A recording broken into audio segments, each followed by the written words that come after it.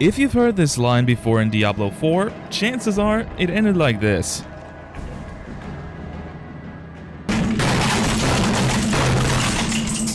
The Butcher in Diablo 4 is a rare boss enemy that can randomly show up in any dungeon in the game and make your life a living hell with his incredible speed and hard-hitting attacks, giving you barely a chance to heal, much less deplete his gigantic health bar. Especially if you're playing a hardcore character, running into this guy is basically a guaranteed game over, so all you can really do is run.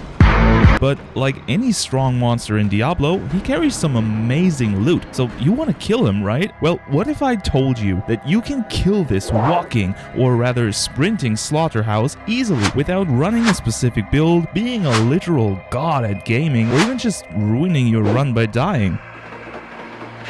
Would you like to see? Well, there's a simple but effective strategy for that. Before we go into that though, let us take a quick detour to the very first Diablo game from back in 1996. Here, the Butcher is the first boss enemy you meet, and much like in Diablo 4, this encounter will likely end in a very quick death for you if you go in unprepared, especially if you weren't playing a warrior and thus unable to take his hits for longer than a second. Some shrewd players back in the 90s figured out a way to deal with this menace on their physically weak heroes without fail.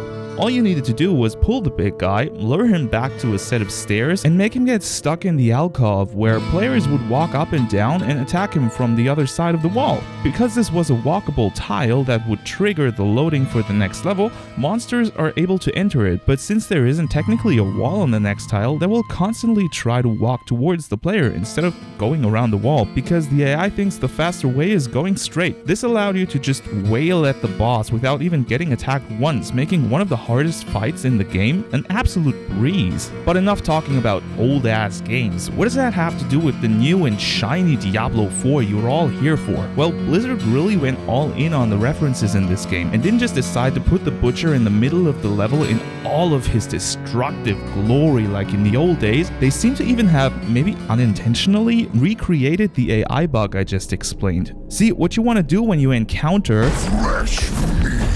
is find some hindrance to the Butcher's pathing. This can be a pole, some rubble, or even a treasure chest. Your goal is to stand exactly on the other side of that obstacle so that his way towards you is the same length to both sides. This will make his AI bug out, not knowing which way to take, so he just stands there. With how big he is, chances are you can easily hit him even if he stands behind a bigger obstacle, but it's obviously easier the thinner the object you used is. As you can see in the footage, it's a lot easier to trap him if your dungeon layout has two obstacles right next to each other that you can attack through in the middle, but it works just fine with even one. It's just a little more finicky to set up. Oh, and if you can't manage to get him trapped, you can still easily kite him around an obstacle. Obviously, this won't work on a pure melee build and is a lot more prone to messing up, but it's still better than not killing him or even getting killed. And there you have it. The Butcher is now officially pacified, grunting and screaming while you slowly whittle down his health until he finally drops the good shit. Unfortunately, there currently isn't an achievement for killing the bugger, so there's no reason to do this other than loot, but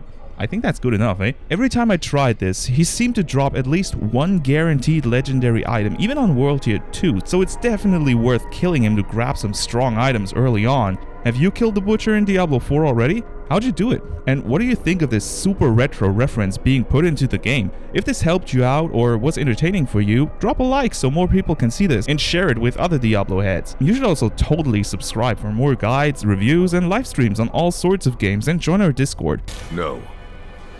Check out the description of the video for more info on everything we offer and do here on the channel. Thank you so much for watching, and I'll see you in Sanctuary.